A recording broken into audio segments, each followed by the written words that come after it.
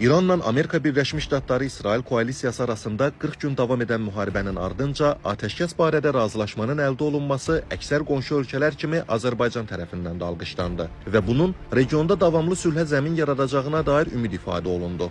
Bu mövqe istər Azərbaycan və İran prezidentlərinin, istərsə də iki ölkənin xarici işlər nazirlərinin atəşkəsdən dərhal sonra baş tutan telefon danışıqlarında açıq şəkildə dilə gətirildi. Lakin gözləntilərə rəğmən İranda bəlli dairələr bu fürsətdən müharibə dövründə fasilə verilmiş anti-Azərbaycan təbliğatını yenidən dirçəltmək və genişləndirmək üçün istifadə etməyə çalışırlar. Bu təbliğatda ənənəvi İsrail mövzusu ilə yanaşı Azərbaycanın xarici siyasətinin bir sıra digər məsələləri, o cümlədən Ermənistanla sülh prosesi, Zəngəzur dəhlizi kimi məsələlər də yer almaqdadır. Məsələnin diqqət çəkən bir cəhəti də odur ki, bu dəfə Azərbaycan əleyhinə böhtan kampaniyasında özünü müstəqil adlandıran, amma İranın təhlükəsizlik orqanları ilə əlaqəsi şübhə doğurmayan media və ekspertlərlə yanaşı, müharibə nəticəsində İran siyasi hakimiyyətində önə çıxan qüvvələrin təmsilçiləri də fəallıq göstərirlər.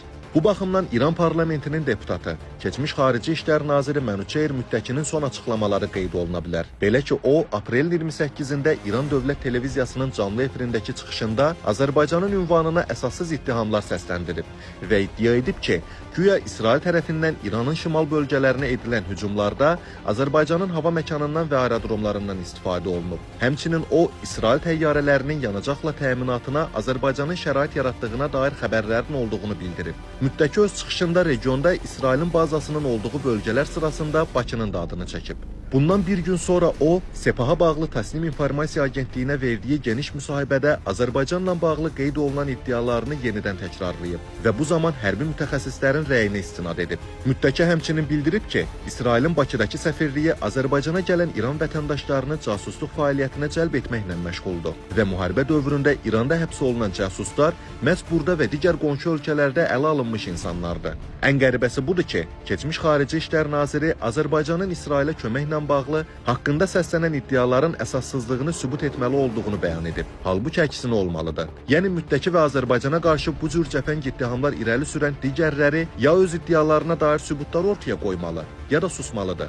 Xatırladaq ki, ötən il İranla İsrail arasında 12 günlük müharibə dövründə də İsrailin İrana hücum üçün Azərbaycan ərazisindən istifadə etdiyinə dair iddialar səslənmişdi. O zaman həmin iddiaları təsdiq edən heç bir sübutun olmadığını bildirmiş İran Ali Milli Təhlükəsizlik Şurasının katibi Əli Laricani kimin sübutu varsa şuraya təqdim etsin deyə çağırış etmişdi. Amma belə görünür ki, Laricani cari ilin mart ayında həlak olana qədər bununla bağlı ortaya hansısa sübut qoyan şəxs tapılmamışdı. Buna baxmayaraq nə yolla olursa olsun Azərbaycanı qaralamaq hədəfini qarşıya qoyanlar bu tipli böhtanları yenidən tirajlamaqdan əl çəkmirlər. Məsələn, sırağa gün Sepahın rus dilli Telegram kanalı İranın şimal-qərbindən mümkün quru əməliyyatına şübhəli hazırlıqlar barədə məlumat yayıb. Məlumatda müharibə dövründə İranın şimalında, Ənzəli limanında, Parsabadda və Təbrizdə olan hərbi infrastruktura Azərbaycan ərazisindən istifadə olunmaqla zərbə endirildiyinə işarə edilib. Həmçinin Azərbaycanın cənub bölgəsində qüvvələrin cəmləşdirildiyi iddia olunub. Bu məlumatların hardan götürüldüyü, hansı mənbəyə əsaslandığı isə bildirilməyib. Eyni gündə İran rəsmi mediası da daxil olmaqla bir çox internet resursları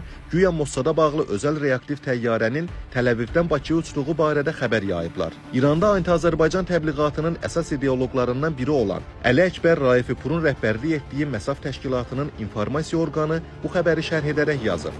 Mossadla əlaqəli bu təyyarənin Təl-Əvivdən Bakıya hərəkəti ehtimal ki, Siyonist rejimin İran əleyhinə əməliyyatlarının koordinasiyası, məlumat ötürülməsi və ya yeni addımların hazırlanması cəhdlərinin bir hissəsidir. Azərbaycan son illərdə İranın qonşuluğunda həmin rejim üçün ən mühüm logistik və kəşfiyyat bazalarından birinə çevrilib və belə uçuşlar adətən səbəbsiz olmur. Eyni yöndə fəaliyyət göstərən Ziya Əs-Salihin saytının baş redaktoru isə bir neçə gün öncə Ukrayna prezidenti Volodimir Zelenskinin Azərbaycana səfəri barədə geniş təhlil hazırlayıb və Bakı-Kiyev əməkdaşlığını İran üçün təhlükə kimi dəyərləndirərək yazıb. Bu yaxınlaşmanın iki strateji nəticəsi var. 1. Ukraynaya hərbi yardımların ön xətti Rusiyanın cənub sərhədlərinə doğru çəkilir. 2.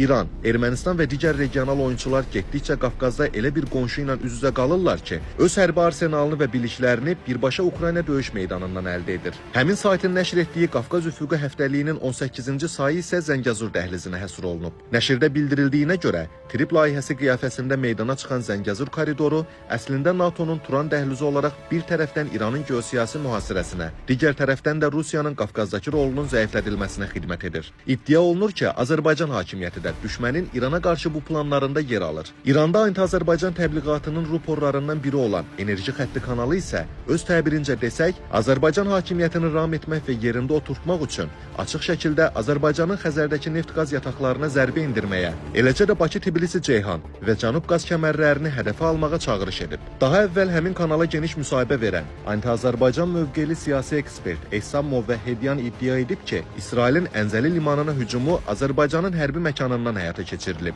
və bu inkar olunmaz bir məsələdir. Son vaxtlar İranda Azərbaycana qarşı yönəlmiş bu cür cəfəng iddialara və qondarma ekspert təhlillərinə dair nümunələrin sayını artırmaq da olar. Amma önəmli olan budur ki, atəşkəs dövründə İranda bəzi dairələr qonşu ölkələrlə, o cümlədən Azərbaycanla əlaqələri sahmana salmaq və müharibə zamanı ortaya çıxan bəzi anlaşılmazlıqları aradan qaldırmaq əvəzinə münasibətləri gərginləşdirmək və təkəbbürlü davranış yolunu seçiblər.